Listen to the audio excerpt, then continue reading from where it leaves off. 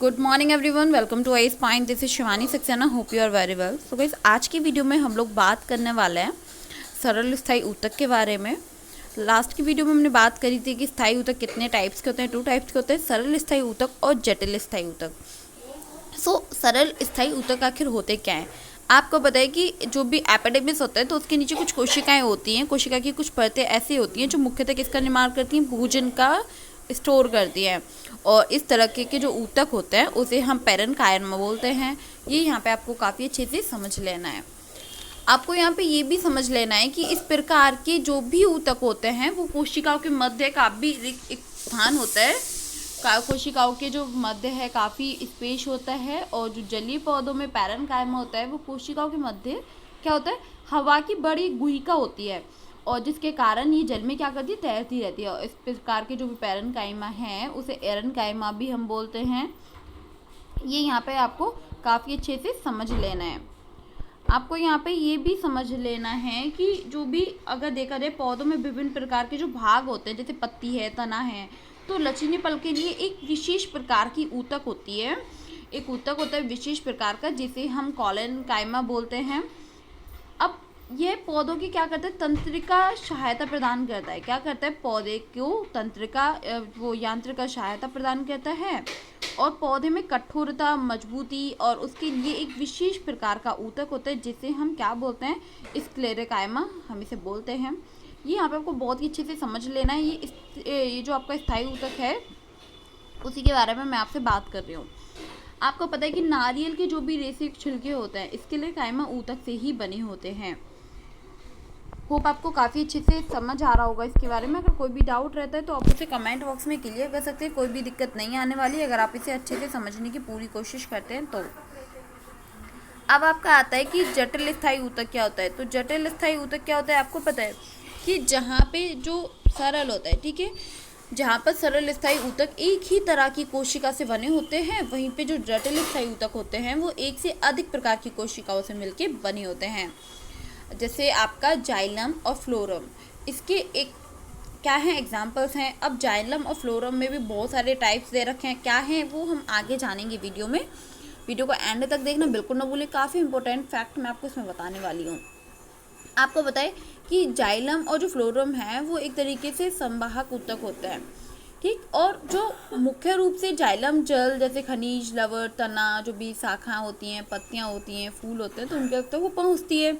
जबकि जो फ्लोएम होता है वो पत्तियों से क्या करता है? भोजन से विभिन्न भागों से तक ले जाता है। मतलब पत्तियों से भोजन को कहाँ ले जाएगा? पौधों के विभिन्न अन्य जो भाग होते हैं वहाँ तक ले जाता है।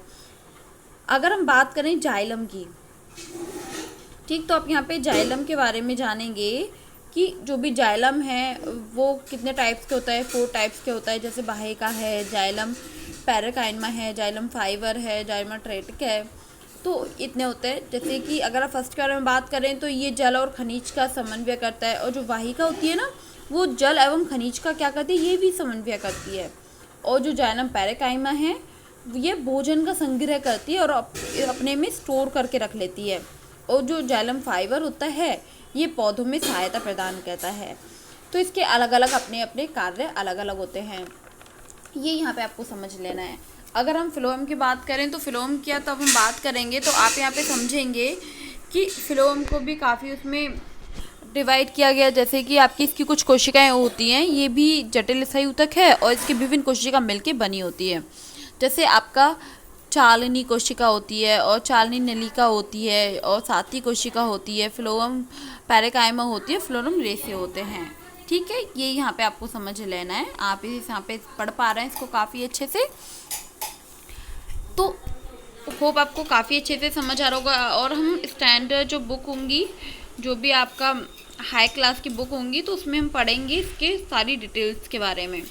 अब है आपका जंतु कोशिका। तो जंतु कोशिका क्या होता है आप इसके बारे में भी समझने की पूरी कोशिश। जंतु कोशिका को भी काफ़ी पार्ट में डिवाइड किया गया है। जैसे कि एपिथेलियम हो गया, संयोजी ऊतक हो गया, पेशी ऊतक हो गया और आपका तांत्रिक ऊतक हो गया।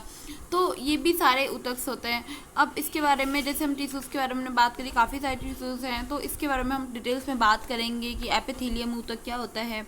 तो अगर बात करी जाए आपसे एपिथेलियम ऊतक के बारे में तो आप जानेंगे कि जो भी एपिथेलियम ऊतक होते हैं, ये एक ऊतक शरीर को क्या करते हैं, ढकने या फिर रक्षा प्रदान करने के लिए हेल्प करते हैं। और ये शरीर के अंदर से जो भी बहुत से अंग होते हैं जो गुहिका को ढकते हैं, ये यहाँ पे आपको समझ लेना है। तो ये क्या हो गया, एपिथेलियम ऊतक हो गया आपका। सेकंड आता है संयोजी ऊतक। तो संयोजी ऊतक क्या होता है, उसके बारे में भी हम लोगों को बात कर लेना चाहिए।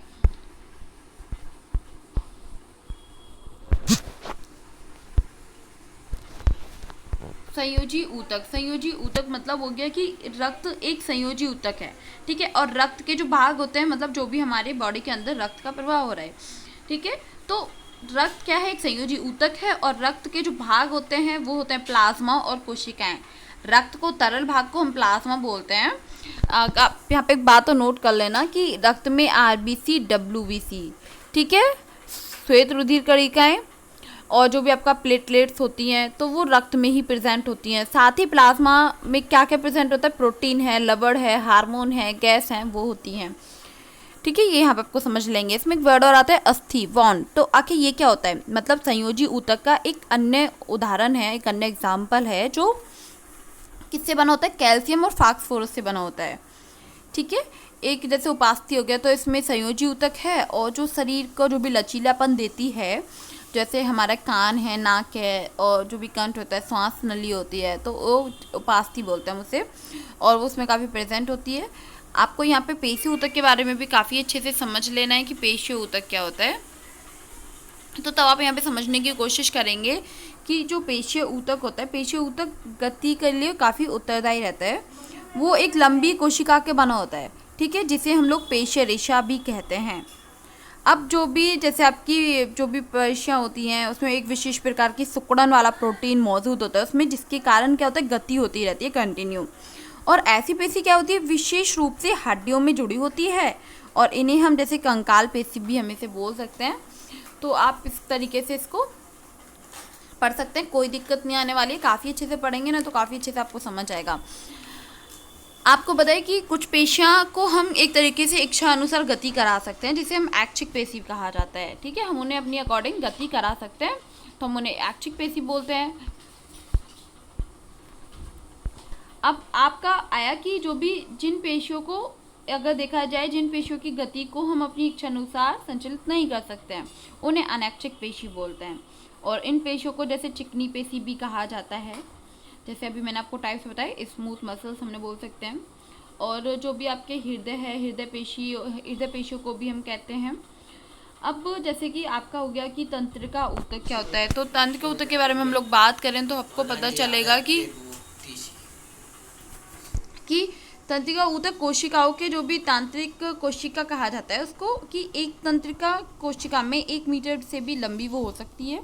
ये यहाँ पे आपको समझ लेना है। काफ़ी अच्छे से आपने यहाँ पे जानने की कोशिश करी, होप आपको काफ़ी अच्छे से समझ आया होगा। आप इसको यहाँ पे डिटेल्स में फिर से पढ़ सकते हैं कि हमने इस चैप्टर में क्या क्या पढ़ा। जंतु ऊतक के बारे में पढ़ा, स्थायी, जटिल, सारे ऊतक के बारे में हमने इसमें बात करी, पेशी ऊतक। और होप आपको काफ़ी अच्छे से समझ आई होगी। काफ़ी इंपॉर्टेंट चैप्टर है। जनरली नॉलेज आपको इस चैप्टर का होना चाहिए, चाहे आप एग्ज़ाम की प्रिपरेशन कर रहे हैं या नहीं कर रहे हैं। NCERT का ज्ञान तो आपको होना ही चाहिए, ठीक है। तो इसीलिए आपको काफ़ी अच्छे से पढ़ना है। कोई दिक्कत होती है तो आप मुझे उसे कमेंट बॉक्स में बता सकते हैं। सो थैंक यू सो मच। हम लोगों का चैप्टर फिनिश हो चुका है आज। नेक्स्ट चैप्टर में हम 7 चैप्टर के बारे में बात करेंगे, जिसका नेम है जीवों की विविधता। और ये चैप्टर आपको घर पे काफ़ी अच्छे से पढ़ना है, तो मैं आपको पढ़ाऊँगी तो आपको बहुत ही मज़ा आने वाला है पढ़ने में, ठीक है। So thank you so much, bye bye, take care.